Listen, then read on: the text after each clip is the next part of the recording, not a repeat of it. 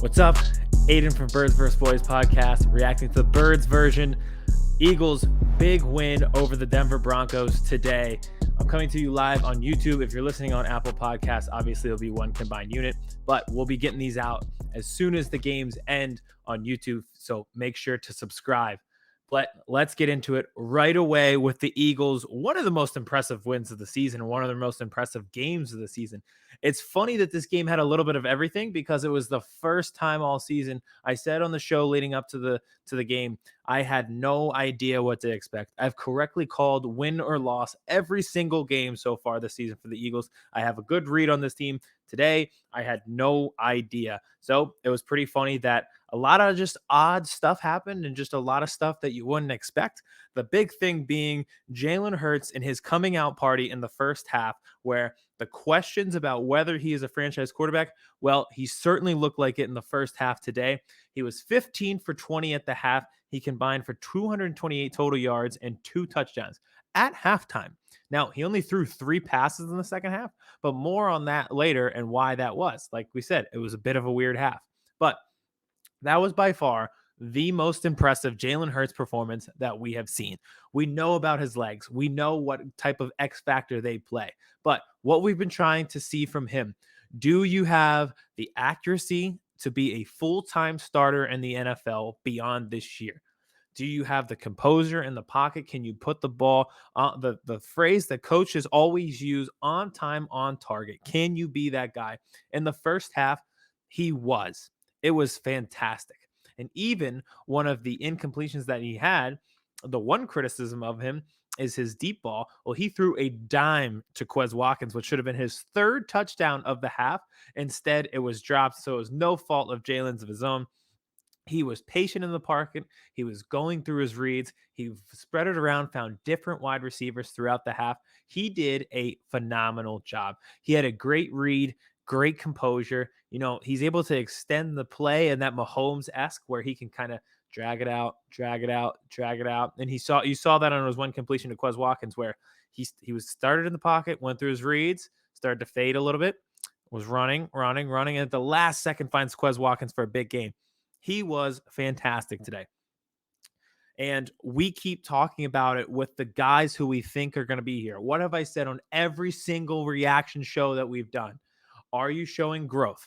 Are you showing consistency? Well, it seems like they're finally putting it all together. Nick Sirianni, Jalen Hurts, and then we'll get into Vontae Smith later. All the guys that we want to be here long term, and you hope that are here long term, are they putting it together? I thought it was the best game plan that Nick Sirianni has called. We said that last week. It was even better this week, and in the best game plan that he has had since week 1 when they absolutely just skull fucked Atlanta. So Jalen Hurts has to be the story today. And it's because on Thursday, Howie Roseman was looking at Kenny Pickett and Sam Howell. He was at Pittsburgh scouting with the binoculars because he's the corniest human being who has ever lived, scouting both of those quarterbacks. That's fine. Do your due diligence. That's fine. But I'm not a believer in either of those guys, but I'm starting to be a believer in Jalen Hurts. It was odd to see him throw an interception in the second half because one thing about him that is a strength that never gets talked about is just he just really doesn't turn the ball over that often. And it'll only continue to grow if he can be a consistent passer because he has all the other intangibles. Everyone loves him. Great leader. Has the X factor of legs, which is a huge, huge, huge plus in today's NFL. You have to be a dual threat if you're going to be a quarterback in today's NFL. And then also, like we just mentioned, he doesn't turn the ball over often. So you've got like 3 things already that are 3 huge X factors in your game. Add to that, if he can develop accuracy, he will be very good in this league. And that's what you saw in the first half today. Long drives, sustained drives, throws on third down, everything like that. And then finishing drives, scoring on drives, scoring touchdowns, not settling for field goals often. He was fantastic. Now, part of that is, we brought up Nick Sirianni, growth. He's continuing to blossom. See what I did there? He had another great game plan today. Balance, running the football, using the run to set up the pass. The Eagles, last 4 games, 762 rush yards. First 6 games, 682 rush yards. So they have 100 more rush yards in 2 less games. It's remarkable that I saw a tweet from my friend Jack Fritz earlier. I wonder where this season goes if they had just actually cared about running the football for the first 8 weeks of the season. Now they do. And it's worked. It's exactly what you should be doing with a young quarterback. Mix in your run game so that all the pressure doesn't fall on your young quarterback who doesn't know what he's doing yet. And you are reaping the benefits now because Jalen Hurts has never looked more confident in the pocket at any time ever. At Oklahoma, at Alabama, and Philadelphia, he has never looked as confident as what I saw today, where every pass today was pinpoint. He was fantastic. The only bad throw he had, his arm got hit and he threw an interception. Everything else was on time, on target, and spreading the ball around the field. He had a solid Denver defense on its toes. The Eagles were the aggressor for most of the day. And the Eagles, going back to it, and part of the reason why I think Jalen Hurts is becoming successful is that running of the football, like we just talked about, Nick Sirianni committing to it. He's getting more confident in himself as Jalen Hurts gets more confident in himself. That's the cohesiveness that we need. They had 3 runners who had more than 10 rushes. Boston Scott and Jordan Howard were fantastic. Again, I don't know what they do when Miles Sanders gets back. There's always this thought in my head, like there's just something missing with that kid. And they've clearly developed a very solid 1-2. I don't even know who's 1 and who's 2 in this scenario between Boston Scott and Jordan Howard, but have been fantastic. And the offensive line has been fantastic as well. Thank God that Jason Kelsey is not hurt because Nate Herbig came in and threw a ground ball on the one snap that he had.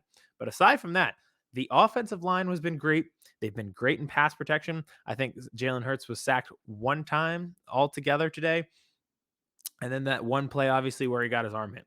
Everything else, they kept a clean pocket, and there were gaping holes. Like in Detroit, we thought it was because the defense is just awful, and the Detroit Lions are just an awful football team. Today, you're playing a solid defense, and you'd open those holes, and you'd be like, wow.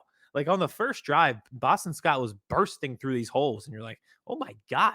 Like us, the common man, we could have ran it through there for 6 yards. It was fantastic. And then in the second half, there's not a lot to talk about with the offense on the second half because for a bunch of weird reasons, there was a turnover. And then obviously with the Eagles touchdown on defense, they had to go right back on the field. So there wasn't a ton to see from the offense on in the second half. But I'll tell you this, I thought this was the key because this is what good teams do. And I'm not convinced the Eagles are a good team, but what we wanted to see was them growing throughout the season to become a solid, decent team. Here's what we saw. The Denver Broncos turned the ball over or punted the ball with 13 minutes left in the fourth quarter. The Eagles, using the run game, had a 5+ minute drive where they did not throw the ball, not one time, ran it the entire way down and kicked the field goal to make it a 3-possession game. That is what good teams do. They close. They secure games, and when they have the game in a stranglehold, they do not get off of your throat. That is exactly what the Eagles did. Everyone in that stadium knew that they were running the ball because they were trying to run clock, and they still were able to do it at a huge clip and drive the length of the field, take 5 minutes off the clock, and get points on the board. That's what a good team does. In 2017, we were talking about that after they beat the Los Angeles Chargers, how they had an 8-minute drive in the fourth quarter, and we were saying they might be good because they're able to do this. And here we are with this team. I thought that was the most impressive drive because, like I said, everybody knew what was about to happen, and they were still able to create holes in the offensive line. Boston Scott and Jordan Howard had burst. They were fantastic again, and you get points on the board. They were the aggressor the entire day. The Denver Broncos are cowards. That was a cowardly performance. It's just like it was sad. They kicked sad field goals. It serves them right that they had the 22-yard field goal blocked. They kicked sad field goals. They punted the ball with 7 minutes left in the fourth quarter, down 3 possessions. Don't know what your plan is there. Like, even if that drive's a minute long, all right, you get the ball back with 6 minutes and have to score 3 times. It was idiotic. They were cowardly. And the Eagles took advantage of it, and they were the aggressor. They put their pedal to the metal the entire day. They ran it down their throat. They were able to hit big plays. And on defense, we've been talking about growth and consistency on offense. On defense, we'd like to see life, like at all, like show some sort of competency.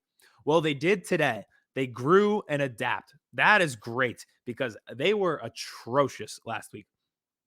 The performance Hurts had in the first half is actually a performance that people have had against the Eagles all year, where you compete 75% of your passes and have 200 plus yards and 2 touchdowns in a single half. But they all year, the problem has been they're afraid to get beat over the top.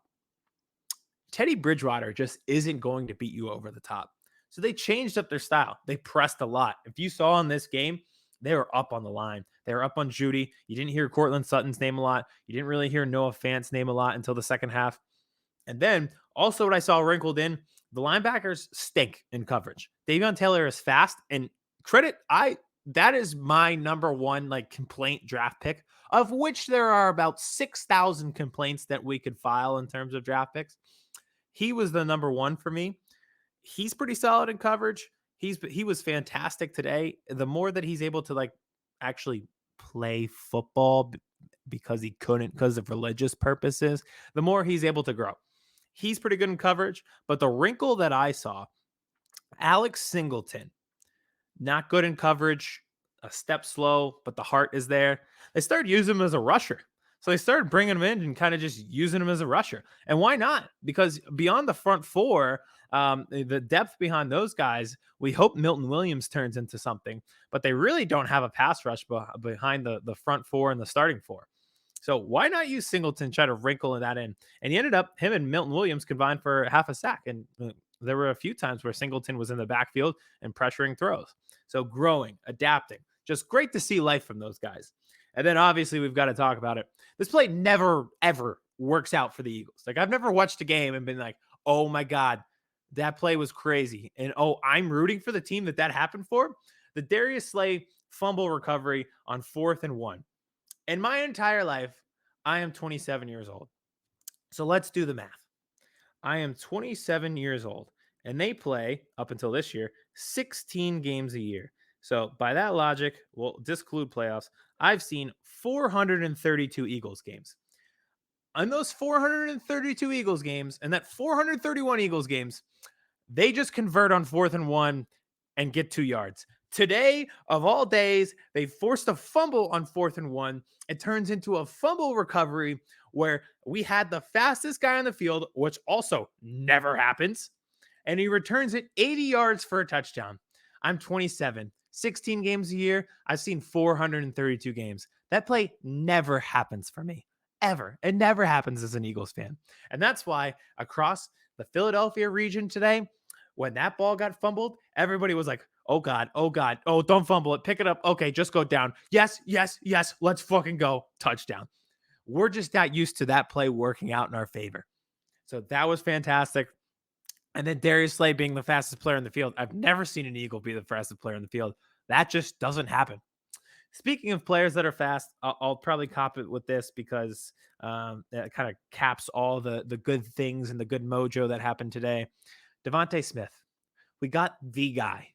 Like another thing that doesn't happen to the Eagles, we don't draft the guy.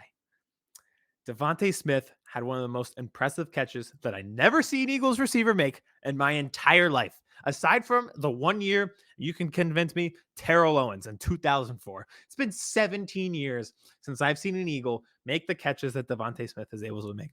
Patrick Surtain and Devontae Smith must have been a war in practice at Alabama every day, but Smith went right over Surtain, had a phenomenal touchdown catch, 4 receptions, 66 yards, 2 touchdowns. He's the guy, and we got him. That never happens to us. The trade between the Eagles and the Cowboys for Devontae Smith and Micah Parsons is the exact same as the Hawks and Mavs trading for Trey and Luka. There's no loser in these trades. Everybody got a good player. You can argue till cows come home about who's the winner in the trade, but there really is no argument to be had. Everybody win. Everybody got a great player. And everybody filled the need that they needed on their team. It's fantastic. I'm just so glad to have a player like that. And there were other times, like he's just always open. And now there's seriously like a great connection between him and Hurts. I can't wait for it to grow. I also saw a little something that I like today, just to put it into perspective of just how good Devontae Smith is and probably will continue to be. So let's take a look at some of these numbers right here. Receiving yards this year, Amari Cooper, 532. Devontae Smith, 537.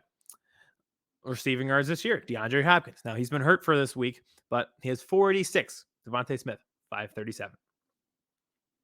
He is already in the class of some pretty well-known brand names at wide receiver, and he's only going to continue to grow. He is a great route runner, but the thing about it is we knew he was a great route runner. What's great about it is he's able to make contested catches in traffic, which is what Kevin and I talked about on when we were doing draft analysis. Yeah, he's small, but he's still able to make these contested catches. He is fantastic. We got our guy. We finally did it. So, again, the people that are going to be here played well. They continue to grow. Jalen Hurts has never looked more like a franchise quarterback than he did today. Our confidence in Nick Sirianni should be growing as a play caller. He's been fantastic for weeks, and we may not see it because the team's just not that talented, but he continues to grow. We saw life from the defense. Darius Slay made a big play. Big play Slay. We know he's going to be here as well, just in terms of contract. And then the running game, sustaining it, and maybe Jordan Howard isn't your future at the running back position, but the offensive line creating those holes, those guys are going to be there for sure. So growth, consistency, just like the flower that Nick Sirianni talked about, continue to grow, continue to nurture. And to close it with this and look ahead, the schedule, which we've talked about, and I hate to do this because it gets me PTSD about the Phillies. Oh, they only have to beat the Diamondbacks and the Pirates and the Marlins, and they can get in the playoffs. Yeah, we kind of know how that was going to turn out before it even happened. But you look at the back half of the schedule, I don't know if being the 7th seed and making the playoffs is actually good, because it doesn't help your draft status when you clearly need a lot of pieces on defense. But it's not that hard of a schedule. It just never was. You have your division games against the Giants and the Washington football team. You have the Jets in there. It's just not that hard of a schedule. So again, do I think the Eagles are a great team? Do I think they're a playoff team? No, but I can see them winning all of these games. And starting next week, home against the Saints. The Saints, like I talked about on the show on Wednesday, the Saints are the dog from TikTok that's like bones or no bones. One week you get the bones Saints and you're like, all right, they're having a day. They look like a playoff contender. Then they have their no bones days where you're like, oh, this team is like very, very beatable. Now, I don't know if they had a good bones day or a no bones day against the Titans, because the Titans are a really good team. They seem to play well. So we'll see what version of the Saints we get next week. But you should be confident in this team right now, because that was a full performance where on all 3 phases, they contributed, even on special teams with a blocked field goal. They were great. So you should be confident in the Eagles going forward. Next week at home against the Saints, Vegas is confident in them. They opened as a 1.5-point favorite at home. We're not favorites very often this season. We're 1.5-point favorites. You should feel confident. You should feel happy. This is a great day. Devontae Smith is the guy. Jalen Hurts is becoming the dude. The defense played well. The coaching staff might be legit. This is a great day in Philadelphia. We'll talk about it more on Wednesday's show. Coming out Thursday, we'll preview the games ahead, including against the Saints. Well, let's just sign off and have a good night. Thank you for listening, and don't forget to subscribe.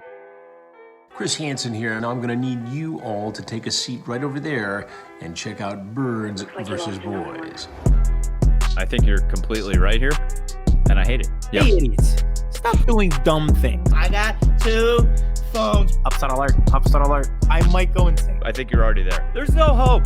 Hope is gone. If this was an AFC North podcast, we'd be done in 15 minutes. Bob Hope. I'm going to drink bleach. That it? Be the team you promised me you were going to be this year. This is the Cautiously Hopeful podcast. I'll be watching.